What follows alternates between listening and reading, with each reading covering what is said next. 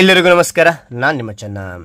ಈ ಒಂದು ವಿಡಿಯೋದಲ್ಲಿ 7ನೇ ತರಗತಿ ಕನ್ನಡ ಪೂರಕ ಪಾಠಗಳನ್ನು ನೋಡ್ತೇವೆ. ಈ ಪೂರಕ ಪಾಠದಲ್ಲಿರ್ತಕ್ಕಂತಹ ಬಸವಣ್ಣನವರ ಜೀವನ ದರ್ಶನ. ಪೂರಕ ಪಾಠದ ಮೊದಲನೇದು ಯಾವುದಂದ್ರೆ ಬಸವಣ್ಣನವರ ಜೀವನ ದರ್ಶನ ಅಂತಕ್ಕಂಥದ್ದು. ಯಾರು ಬರೆದಿದ್ದಾರೆ ನೋಡಿದರೆ ಡಾಕ್ಟರ್ ಎಲ್ ಬಸವರಾಜ್ ಅವರು ಬರೆತಕ್ಕಂಥದ್ದು. ಈ ಚಿತ್ರ ಕಾಣ್ತಾ ಇದೆಯಾ? ಅವರೇನೆ, ರೈಟ್.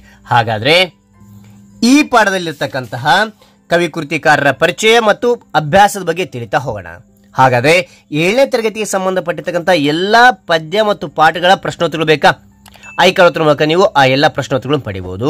ಅದೇ ನಾನು ಲಿಂಕ್ ಡಿಸ್ಕ್ರಿಪ್ಷನ್ ಇರ್ತೇನೆ, ಅಲ್ಲಿ ಕ್ಲಿಕ್ ಮಾಡೋದ್ರ ಮೂಲಕ ನೀವು 7ನೇ ತರಗತಿಯ ಪದ್ಯ ಮತ್ತು ಪಾಠಗಳ ಪ್ರಶ್ನೋತ್ತರಗಳು ನೋಡಬಹುದು.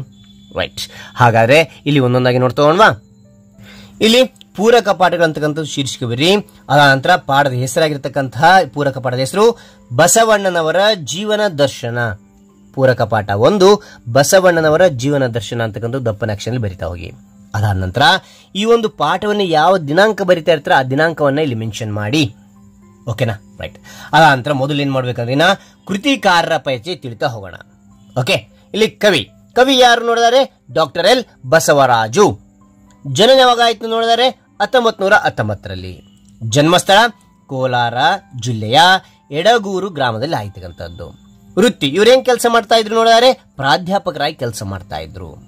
ಕೃತಿಗಳೇನೆಲ್ಲ ಕೃತಿಗಳು ಬರೆದಿದ್ದಾರೆ ನೋಡಿದರೆ ಶಿವದಾಸ ಗೀತಾಂಜಲಿ, ಬಸವಣ್ಣನವರ ವಚನಗಳು, ಭಾಸನ ಭಾರತ ರೂಪಕ, ಅಲ್ಲಮನ ವಚನಗಳು ಅಂತಕ್ಕಂಥದ್ದು. ಓಕೆನಾ?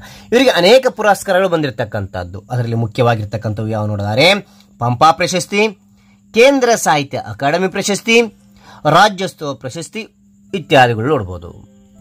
ಈ ಒಂದು ಬಸವಣ್ಣನವರ ಜೀವನ ದರ್ಶನ ಯಾವುದರಿಂದ ಆಯ್ಕೆ ಮಾಡಲಾಗಿದೆ ನೋಡಿದರೆ ಇಲ್ಲಿ ಬಸವಣ್ಣನವರ ವಚನಗಳು ಕೃತಿಯ ಪೀಠಿಕೆಯಿಂದ ಆಯ್ದುಕೊಳ್ಳಲಾಗಿದೆ. ಇವರು ಬಸವಣ್ಣನವರ ವಚನಗಳನ್ನು ಬರೆದಾರೆ, ಅದು ಪೀಠಿಕೆಯಿಂದ ಈ ಪಾಠವನ್ನು ಆಯ್ದುಕೊಳ್ಳಲಾಗಿದೆ ಅಂತಕ್ಕಂಥದ್ದು. ಓಕೆ.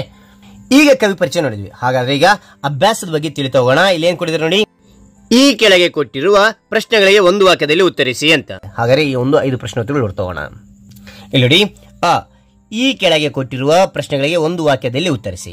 ಮೊದಲನೇ ನೋಡಿ, ಬಸವಣ್ಣನವರ ತಂದೆ ತಾಯಿಯವರ ಹೆಸರೇನು ನೋಡಿದಾಗ ಉತ್ತರ ಬಸವಣ್ಣನವರ ತಂದೆ ಮಾದಿರಾಜ, ತಾಯಿಯವರ ಹೆಸರು ಮಾದಾಂಬೆ ಅಂತಕ್ಕಂಥದ್ದು. ಆ ನಂತರ ಎರಡನೇ ನೋಡಿ, ಬಸವಣ್ಣನವರು ಬಾಗೇವಾಡಿಯನ್ನು ಬಿಟ್ಟು ಎಲ್ಲಿಗೆ ಹೋದ್ರು ಅಂತ ನೋಡಿದಾಗ ಉತ್ತರ ನೋಡಿ, ಬಸವಣ್ಣನವರು ಬಾಗೇವಾಡಿಯನ್ನು ಬಿಟ್ಟು ಮಲಪ್ರಹರಿ, ಕೃಷ್ಣವೇಣಿ ನದಿಗಳ ಸಂಗಮ ಸ್ಥಾನದಲ್ಲಿ ಕೂಡಲ ಸಂಗಮೇಶ್ವರನಿರುವ ಕಪ್ಪಡಿಯ ಸಂಗಮಕ್ಕೆ ಹೋದರು ಅಂತಕ್ಕಂಥದ್ದು. ಮೂರನೇ ನೋಡಿ, ಈಶಾನ ಗುರುಗಳು ಬಸವಣ್ಣನವರಿಗೆ ಏನು ಹೇಳಿದರು ನೋಡಿದರೆ ಉತ್ತರ ಈಶಾನ ಗುರುಗಳು ಬಸವಣ್ಣನವರಿಗೆ, ಅಯ್ಯ ನೀನೆಲ್ಲಿಗೂ ಹೋಗಬೇಡ, ಏನನ್ನೂ ಚಿಂತಿಸಬೇಡ, ಸಂಗಮೇಶ್ವರನಿಗೆ ಹೊಸ ಹೂಗಳನ್ನು ತಿಳಿಯಗ್ಗವಣಿಯನ್ನು ತಂದು ನಿತ್ಯವೂ ಪೂಜೆ ಮಾಡಿ ಪ್ರಸಾದ ಕಾಯಕನಾಗಿ ಸುಖವಾಗಿರು ಎಂದು ಹೇಳಿದರು ಅಂತಕ್ಕಂಥದ್ದು. ಓಕೆ. ಇಲ್ಲಿ 4ನೇದು ನೋಡಿದರೆ ಬಸವಣ್ಣನವರ ವಚನಗಳು ಏಕೆ ಪ್ರಸಿದ್ಧವಾಗಿವೆ ಅಂತ ನೋಡಿದರೆ ಉತ್ತರ ಬಸವಣ್ಣನವರ ವಚನಗಳಲ್ಲಿ ಭಾವ ತೀವ್ರತೆ, ಏಕಾಗ್ರತೆ ಮತ್ತು ಆತ್ಮೀಯತೆ ಪ್ರಶಂಸನೀಯವೂ ಆದ್ದರಿಂದ ಪ್ರಸಿದ್ಧವಾಗಿವೆ ಅಂತಕ್ಕಂಥದ್ದು. 5ನೇ ನೋಡಿ, ಬಸವಣ್ಣನವರು ಬೋಧಿಸಿದ ಧರ್ಮದ ಜೀವಾಳ ಯಾವುದು ಅಂತ ನೋಡಿದಾಗ ಉತ್ತರ ಬಸವಣ್ಣನವರು ದಾನ, ದಯೆ, ನಿರಾಡಂಬರ, ವಿನಯ, ಭಕ್ತಿ, ದುಡಿಮೆ, ನಿಷ್ಕಾಮ ಕರ್ಮ ಮತ್ತು ಸರಳ ಜೀವನ ಇವು ಬೋಧಿಸಿದ ಧರ್ಮದ ಜೀವಾಳ ಅಂತಕ್ಕಂಥದ್ದು. ಓಕೆನಾ? ರೈಟ್. ಹಾಗಾದ್ರೆ ಈ ಒಂದು ಅಭ್ಯಾಸದಲ್ಲಿರ್ತಕ್ಕಂಥ ಎಲ್ಲ ಪ್ರಶ್ನೆಗಳು ಅರ್ಥವಾಯ್ತು ಅಂತ ತಿಳ್ಕೊಂಡಿದ್ದೀನಿ. ಹಾಗಾದ್ರೆ ಈ ಒಂದು ವಿಡಿಯೋ ಇಷ್ಟವಾದರೆ ಲೈಕ್ ಮಾಡಿ, ಇನ್ನೊಬ್ರಿಗೂ ಶೇರ್ ಮಾಡಿ, ವಿಷಯ ಇನ್ನೊಬ್ರು ಜಾಗಕ್ಕೆ ಸಾಧ್ಯ ಅಂತ ಹೇಳ್ತಾ ಮತ್ತೊಂದು ಹೊಸ ವಿಷಯದೊಂದಿಗೆ ಮತ್ತೊಂದು ಹೊಸ ವಿಡಿಯೋದಿಂದ ಭೇಟಿ ಆಗ್ತೇನೆ.